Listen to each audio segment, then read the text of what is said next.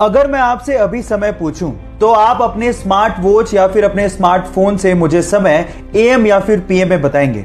पर सवाल यह है कि एएम और पीएम का मतलब आखिर होता क्या है। तो मैं आपको बताता हूं। हमारे पूरे दिन को 12-12 घंटे के इक्वल पार्ट्स में डिवाइड किया गया है।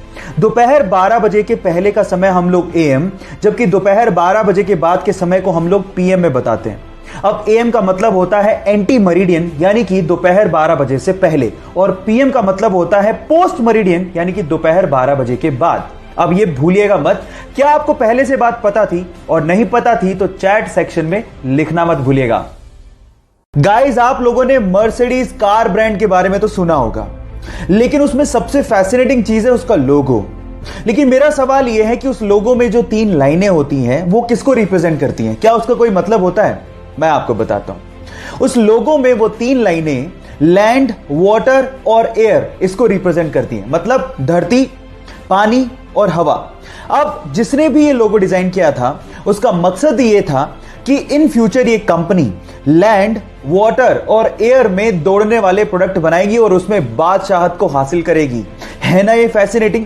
क्या इसके पहले तक ये फैक्ट आपको पता था? और नहीं पता था तो चैट सेक्शन में लिखना मत भूलिएगा।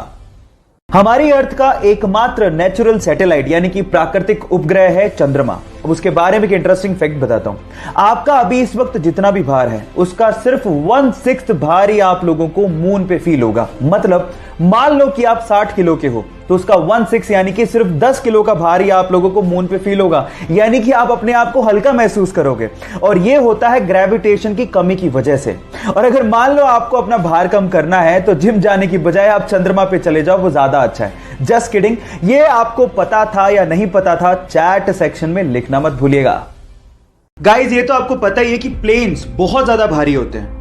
इनफैक्ट बोइंग 737 तो 80,000 केजी का होता है, और जब वो लैंड करते हैं तो उनकी स्पीड 250 से 300 किलोमीटर पर आवर होती है। पर आपने क्या कभी इमेजिन किया है कि इतनी स्पीड और इतने भार के साथ जब वो लैंड करते हैं तो उनके टायर्स कभी फटते क्यों नहीं है? मैं आपको बताता हूं। उनके टायर्स में रबड़ के साथ साथ एल्यूमिनियम और स्टील को भी मिक्स किया जाता है, और नॉर्मल कारों के टायर के अंदर जो प्रेशर से हवा भरी जाती है उससे 6 गुना ज्यादा प्रेशर से एरोप्लेन के टायर में नाइट्रोजन को भरा जाता है ताकि वो प्रेशर को सहन कर सके।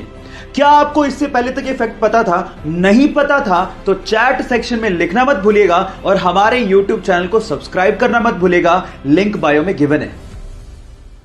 गोल्ड यानी कि सोना रईसी की पहचान मानी जाती है, लेकिन सवाल यह है कि अर्थ की क्रस्ट में तो बहुत सारे मेटल मिलते हैं, फिर गोल्ड को ही इतनी तवज्जो क्यों दी जाती है? मैं आपको बताता हूं। गोल्ड एक ऐसा मेटल है जिसपे कभी जंग लगती ही नहीं है।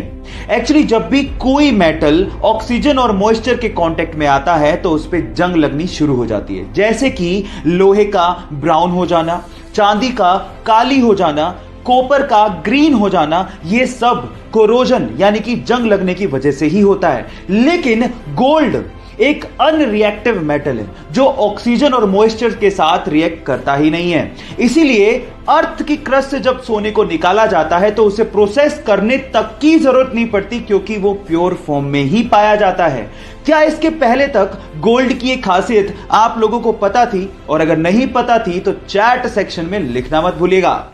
एक मोटरसाइकिल सवार रेलवे क्रॉसिंग के दौरान रेलवे के फाटक को देख ही नहीं पाता, और वो सीधे जाके रेलवे फाटक से टकराता है और सीधे रेल की पटरियों पे गिर जाता है। वो इतनी बुरी तरह से घायल हो जाता है कि उससे खड़ा भी नहीं हो जा रहा था, और सामने से ट्रेन आ रही थी। यह देखकर पास में खड़ा एक युवक भागता हुआ आता है और उसे रेल की पटरियों से खींचता है, और उसकी बाइक को रेल की पटरियों से खींचता है और उसकी जान बचाता है। अगर आखिरी समय पर वो बहादुर लड़का नहीं आता तो शायद आज वो बंदा जिंदा ही नहीं होता। सो गाइस, उस बहादुर लड़के की बहादुरी के लिए 1 लाइक तो बनता है। आज अगर हमें जरा सी भी चोट लग जाए तो हम लोग तुरंत बैंडेड का इस्तेमाल कर लेते हैं ताकि खून को बहने से रोका जा सके। लेकिन क्या आपको पता है कि बैंडेड के इन्वेंशन से पहले यह काम कैसे होता था? मैं आपको बताता हूं। पुराने जमाने में खून के थक्के को जमाने के लिए या फिर खून के बहाव को रोकने के लिए मकड़ी के जाले का इस्तेमाल होता था। जी हां गाइस, क्योंकि मकड़ी के जाले में विटामिन के होता है तो वो खून के थक्के को जमाने में मदद करती है।